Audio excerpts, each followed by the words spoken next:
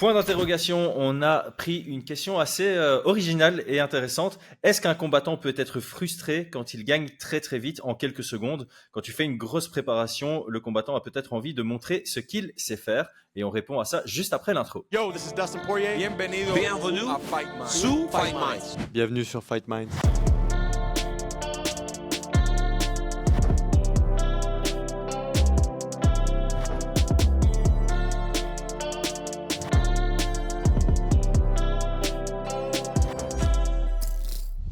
Entraîne-toi avec le bon matériel. Depuis plus de 25 ans, Metalbox est LA référence française des sports de combat. Découvre la gamme pour coach et combattants sur metal-box.com et profite de 25% de réduction cet été avec le code promo FightMinds.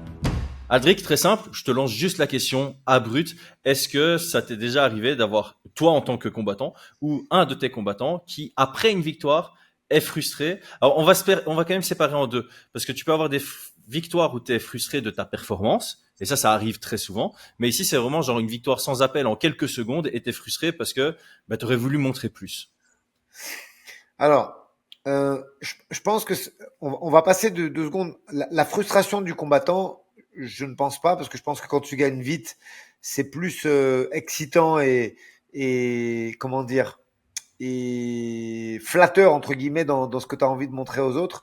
Et non, en tant que combattant, pour l'avoir vécu, et j'ai réussi, puisque à mon époque, il y avait quand même souvent des différences de niveau assez importantes, et t'arrivais à finir après un takedown, tu vois, t'arrivais à finir souvent au premier round, ça m'est arrivé de nombreuses fois, et, et je pense que c'est plus flatteur qu'autre chose pour le combattant. Maintenant, moi, cette question, je l'ai réfléchi en tant que coach, et je pense que ça dépend vraiment de la temporalité, c'est-à-dire du niveau dans lequel on se trouve avec le combattant. C'est-à-dire que, comme je dis toujours, il y a l'avant. Moi, je suis désolé, je vais froisser même des combattants. L'histoire de moi, je me destine pas à l'UFC, c'est pas fait pour moi. Oubliez, bullshit. Je vais utiliser un Dana White mot. Arrêtez de me parler de ça, j'y crois pas du tout. Je veux même plus l'entendre dans la bouche de personne. Tu vas à l'UFC, si tu peux aller à l'UFC. L'UFC, ça paye mieux que toutes les orgas si t'es champion. Tout le reste, c'est de la connerie en barre. Je ne veux même plus l'entendre, et tant pis pour les fighters qui vont me détester parce que j'ai dit ça. Mais donc, je reprends ce que je disais, il y a une chronologie dans la carrière d'un athlète. Il y a l'avant UFC et après, il y a l'accession au UFC. Donc, je pense que au début de sa carrière, quand il vient de faire la transition amateur-pro, il y a besoin de passer du temps dans la cage. Et même si on sait que Mick Manard et Sean Shelby, pour les nommer les matchmakers de l'UFC, vont regarder plus un athlète qui finit, je pense que c'est bien même de finir au deuxième round ou en début de troisième. Le KO, il sera quand même marqué. Le finish, il fera quand même le tour des plateformes de réseaux sociaux et de highlights. Mais malgré tout, tu as fait le taf. Tu as passé du temps dans la cage. Tu t'es confronté à un adversaire, à des épreuves.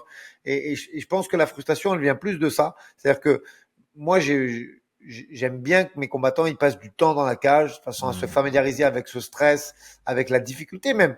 C'est même pas la difficulté des fois, c'est juste la contestation. J'aime bien ce terme qui vient du basket. Des fois, c'est pas que le mec va te mettre en difficulté, tu vois, il va y avoir des momentum pendant le combat et tu vas en gagner 95%. Blankfield, on peut pas dire qu'elle a mis Manon en difficulté. Pourtant, le combat, il a duré 25 minutes. Ben, c'est la même rhétorique. Des fois, c'est pas de la difficulté, c'est de la contestation. C'est-à-dire que le combattant en face, il est volontaire, il prend des coups, il essaye d'en donner, il veut pas tomber, il essaye de se relever, il veut pas être soumis, il essaye de défendre. Et du coup, tu es soumis à ça. Et je pense que dans la carrière d'un athlète, c'est important d'être soumis à ce genre de combat un peu compliqué, même s'il se termine par KO derrière, parce que la contestation fait que ça a généré de la dépense énergétique et que le gars n'arrive pas à suivre sur le deuxième ou le troisième et qui finit quand même KO. C'est vrai que quand les gens ils vont regarder le tapologie, ils vont dire ah ouais, c'est KO. Donc le mec en face, c'était pas bon. Ben non, c'est juste qu'il a gaspillé, entre guillemets, à juste titre, hein, son énergie pour contester la domination qu'il subissait. Ben là, c'est la même chose. Voilà, je pense que un combattant, il y a besoin de KO. Si c'est dans le premier round, c'est bien, ça met en confiance. Mais il faut savoir jongler entre le capital confiance de l'athlète et les difficultés qu'il peut être amené à rencontrer après dans la big league ou à très haut niveau. Et je pense que les combats contestés où c'est dur, où il faut se battre et où tu finis du coup peut-être au deuxième ou au troisième, c'est aussi très important. Et le combattant, je pense qu'il subira jamais de frustration. c'est parce que la plupart des athlètes, ben, c'est des mâles alpha, ils sont là pour s'imposer, garçons ou filles, et c'est, tu mets KO en 10 secondes, c'est la recherche de la puissance absolue, et je pense qu'il n'y a aucun athlète qui va te dire non. Mais l'entraîneur, lui, des fois, il se dit, bah, tant mieux. Ça, ils ont passé du temps dans la cage, même si ça a fini quand même en KO. Tu vois, pour t'illustrer ça le mieux, je vais te reparler du deuxième combat de Manon à l'UFC, où il y a pas mal de changements. On change 3 fois d'adversaire dans les 2 jours du combat. Et elle finit avec cette Tabata Ricci qui a un gros niveau en grappe et en judo, qui est championne du monde de grappling. Et elle me la finit pas au premier, elle me l'a fini au deuxième. Et, et en fait, on a le temps d'échanger, de se dire, OK, ben là, c'est bien, tu peux accélérer, regarde. Et ce combat, et tu vois, j'étais moins content. Au final, le résultat, c'est le même. Ça a fait un KO de plus pour Manon. Mais le fait que elle aurait pu, franchement, à 2 centimètres près, elle la met KO en 30 secondes au premier round. Ben, je pense pas que Manon aurait été du tout frustrée de la mettre KO en 30 secondes. Moi, j'étais content parce qu'elle a quand même mis KO au deuxième, mais qu'elle a passé du temps, qu'il y a eu de la difficulté. Elle s'est accrochée, la petite, même si elle s'est fait rouler dessus, tu vois, elle s'est battue. Et, et dans la projection de la construction de la carrière d'un athlète, je pense que c'est important. C'est c'est vrai que en boxe anglaise particulièrement, on a cette expression ou en tout cas ces coachs qui disent fais tes rounds, prends ton expérience. Et il y a un côté important à ça. Et donc je crois que ça répond très bien à la question. Tu as un avantage à faire durer le combat parce qu'effectivement tu prends des vraies minutes, c'est pas des minutes de sparring, c'est pas de l'entraînement, c'est une vraie situation de combat, donc tu gagnes en expérience, tu gagnes en maturité. Et de l'autre côté, l'objectif final, on le dit tout le temps en MMA et dans les sports de combat, il y a que le résultat qui compte. La façon dont tu obtiens le résultat, la façon dont tu obtiens la victoire, c'est un bonus. Je peux comprendre si c'est déjà arrivé, je sais pas si c'est le cas. Je pourrais entendre un combattant dire ah, je suis très content d'avoir gagné en 20 secondes là, mais sur ce camp d'entraînement, j'avais préparé ça, et j'ai une légère déception de pas avoir pu le montrer. Maintenant, bah, il y a des occasions de le montrer plus tard. Mais c'est clair qu'à un certain niveau, quand tu analyses beaucoup ton adversaire et que tu dis, ok, là j'ai une belle ouverture, là je vais pouvoir faire quelque chose de spécial et ça va plaire au public, et qu'au final tu gagnes sur ton premier coup de genou envoyé dans les 20 premières secondes. Évidemment, tu as la victoire, ça prend le dessus. Tu vas jamais voir un gars mettre un KO et puis râler et exprimer de la frustration plus que de la joie. Mais une fois que les émotions retombent, je pense qu'il peut y avoir ce truc de ah, ça aurait été la cerise sur le gâteau aurait été de montrer, je sais pas, ce takedown que j'ai travaillé à l'entraînement parce que je sais qu'il serait super bien passé sur mon adversaire. Mais donc c'est des mini frustrations. Je pense pas que, enfin, j'ai pas d'exemple en tête, en tout cas, de quelqu'un, d'un combattant qui a été frustré d'une victoire parce qu'il n'a pas pu montrer plus et parce qu'il s'est entraîné 3 mois pour finalement gagner sur 15 ou 20 secondes. Par contre, je pense que la réaction du public pourrait amener à des frustrations. Et donc ça, j'aimerais qu'on en parle. On va prendre l'exemple de Cédric Doumbé, ce sera très facile. Cédric Doumbé qui gagne contre Zebo. La plupart du monde a été en mode Cédric Doumbé, incroyable performance, etc., etc. Imaginons un monde où tout le monde dit coup de chance. S'il n'avait pas mis ce crochet, il se serait fait laver en lutte. Dans ce cas-là, je pense que Cédric aurait pu ressentir de la frustration en se disant ah ben j'aurais préféré mettre ce KO plus tard en ayant montré que ma lutte aurait résisté à celle de Zebo. Et donc c'est pas une frustration immédiate, du coup c'est plus par rapport aux réactions du public où tu pourras avoir une frustration lors d'une victoire rapide parce que les gens ne crédibilisent pas ta victoire. Est-ce que tu vois ce que je veux dire? Ouais, Est-ce ouais, que ouais. ça fait sens? Ça fait sens et je le comprends très bien. De toute façon, cette question, tu peux la regarder de plusieurs angles différents. Je t'ai fait la première partie. Là, j'aime bien. Tu me jettes, tu me fais une passe D là, une passe décisive assez intéressante pour parler du côté public et le legacy. Et je terminerai ensuite sur ce qu'on s'est dit. Tu vois, quand Manon elle a commencé à être à très haut niveau, à être prétendante à la ceinture, il y a Christophe et Georges Saint-Pierre qui ont donné des conseils à Manon et j'en ferai part en dernière partie de ce podcast. Mais là, d'abord, je vais me focus sur ce que tu m'as dit et c'est intéressant. Sur ce coup-là, peut-être que Doumbé aurait pu, parce que je pense pas du tout qu'il l'ait vu de cette façon, puisque ça lui a mis un coup de projecteur très, très, très important dans sa carrière et dans ses sponsors, aurait pu dire, ouais, en 10 secondes, les gens doutent de moi. Eux, ils l'ont vu Là, c'est ta façon à toi. On voit l'analyste MMA qui est derrière. Après, maintenant, il y a la façon bankable, visibilité. Ça a fait le tour du monde. C'est en 10 secondes. Avec tout ce qu'il avait parlé, mais ça même Mbappé, je le vois encore mettre sa main sur la tête comme ça, avec la pression qui devait régner ce soir-là. C'est un coup de maître qu'il a fait. Et à son âge et dans cette partie de carrière, je pense qu'il s'en fout. C'est-à-dire qu'au-delà de 30 ans, plus tu peux écourter tes combats. Et cette transition, elle est hyper intéressante parce qu'elle m'amène vers ce que Georges et Christophe ont dit à Manon quand elle a commencé à battre des filles comme Rose. Namajuna, c'est être dans les tops de la division. Je pense que, je te le disais, il y a un avant, un après UFC, mais il y a aussi une temporalité au niveau de l'âge. Et quand tu regardes ces champions qui ont fait des legacy, dont on parle au niveau de GOAT, tu as très peu de strikers purs. Si tu regardes un petit peu ces gens qu'on élève au rang de GOAT, on dit ouais c'est le GOAT, c'est quand même beaucoup de gens qui ont mixé pour ne pas faire 25 minutes debout. Et cette phrase, elle est importante parce que c'est ça le conseil de Georges à Manon et de Christophe, c'est de dire ok, il faut pas passer 25 minutes debout parce que ça use le corps. Et regarde, cette phrase, elle est sur le moment, elle peut paraître un peu anodine, mais quand tu regardes Léon Edwards, tu sens de l'usure quand même sur son dernier combat. Alors, peut-être qu'on peut la mettre sur le compte du décalage horaire, on peut la mettre sur le compte de peut-être plein de choses, parce qu'il n'est pas très vieux, Léon. Mais c'est vrai que la grande majorité de ces combats, ce sont des combats qui ont duré beaucoup et qui se sont passés debout.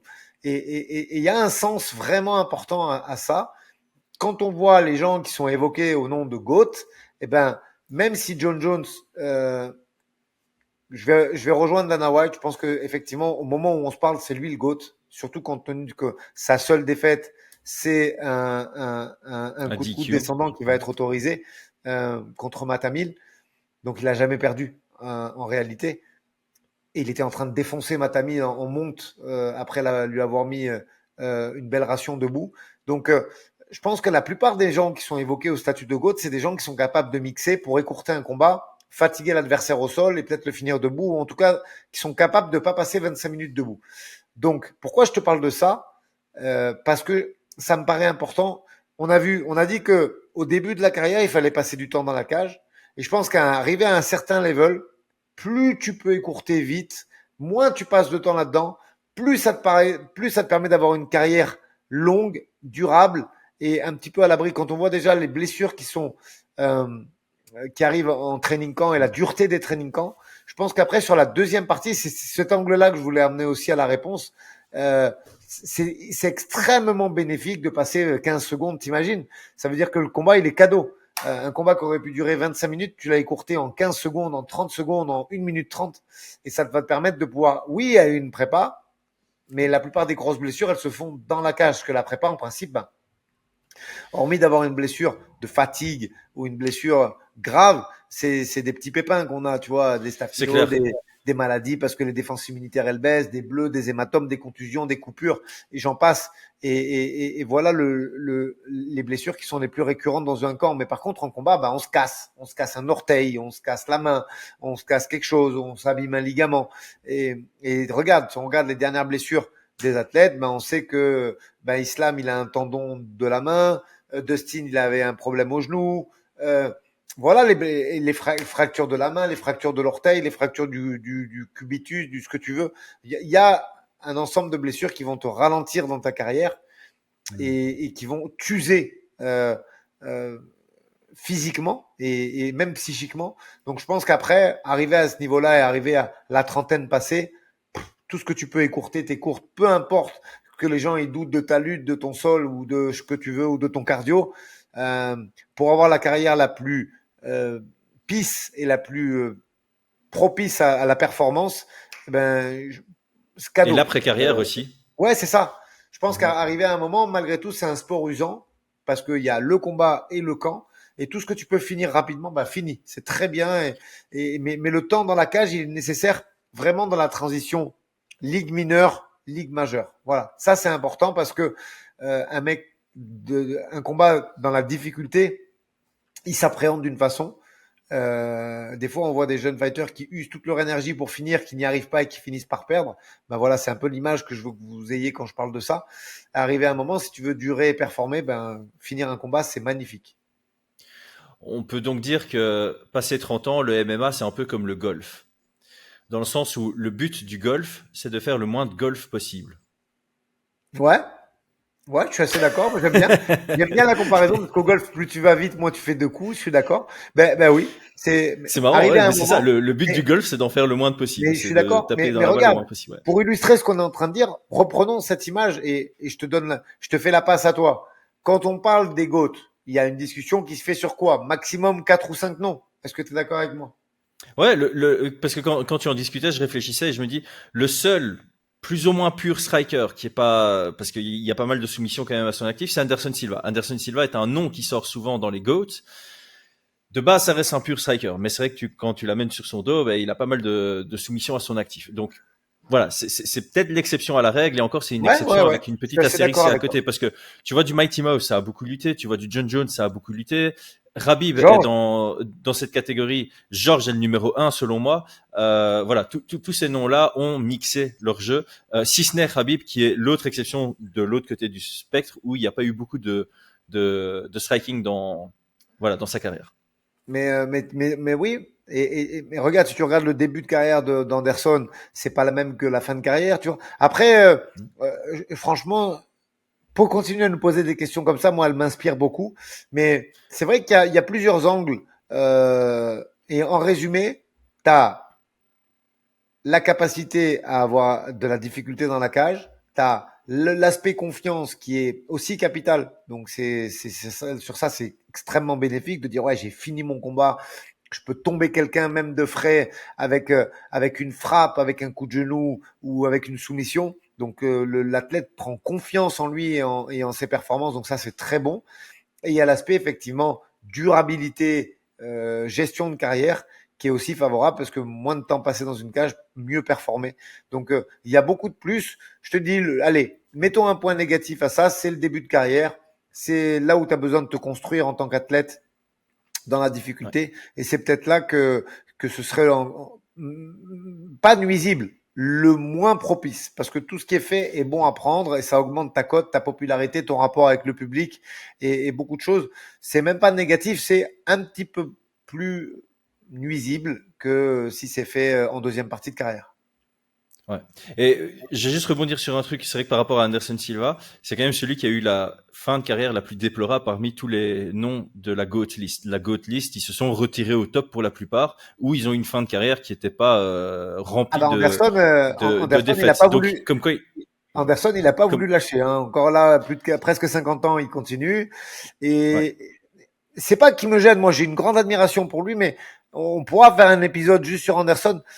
C'est compliqué de le mettre GOAT parce que le début de carrière au Japon, bah, c'est pas super opti. Il faut être honnête. Il s'est fait finaliser. Il prend un Kami Bazami par Ryo Chonan et un ensemble de combats qui perd au Pride, où il brille, mais il brille pas autant que ses compères de la shootbox. Et l'ascension, elle se fait. Il fait un reset vers l'Europe où il va au Cage pour remonter petit à petit les trucs. Donc, le début de carrière, c'est pas GOAT et la fin de carrière, c'est pas GOAT. Par contre, effectivement, l'entre-deux, il a été tellement dominant dans cette catégorie des middleweight il a très largement sa place. Et je suis pas du tout un détracteur, je suis fan d'Anderson, mais pour moi, un GOAT, c'est du début à la fin.